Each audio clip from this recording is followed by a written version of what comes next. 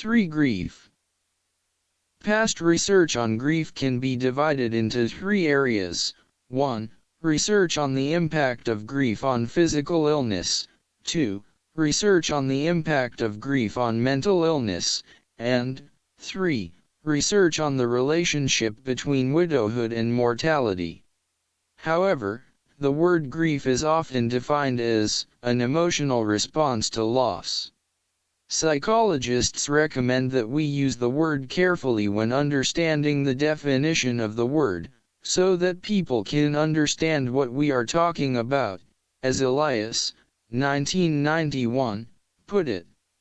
Broadly speaking, the composition of emotions, there are 3 ingredients. Therefore, even in professional counseling discussions, the use of the word emotion has 2 different meanings. It can be used in both broad and narrow categories. In a broad sense, the word is used to refer to the overall pattern of responses, encompassing the physical, behavioral, and sensory dimensions. In a narrow sense, it is only used for symptoms at the sensory level. Grief can be experienced and expressed in a variety of ways.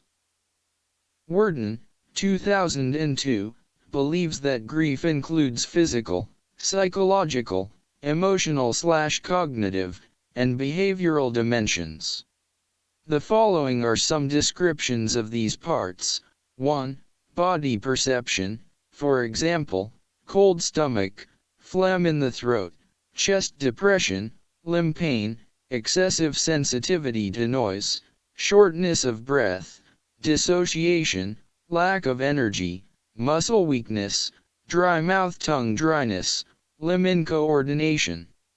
2. Feelings, such as sadness, anger, guilt, self-blame, anxiety, loneliness, tiredness, helplessness, shock, longing, relief, numbness. 3. Thinking or cognition, disbelief, confusion, restlessness, reappearance of the deceased, slightly abnormal, hallucinatory experiences. 4. Behaviors, sleep or eating disturbances, absent-mindedness, social withdrawal, loss of interest in activities that were the main source of past satisfaction, dreams of the dead, crying, avoidance of anything that reminds the dead, searching and calling, sighing, dry, revisiting the old places. In addition, grief also has its social and spiritual dimensions, such as 1. Social difficulties, difficulties in interpersonal relationships, problems in the functioning of the organization. 2.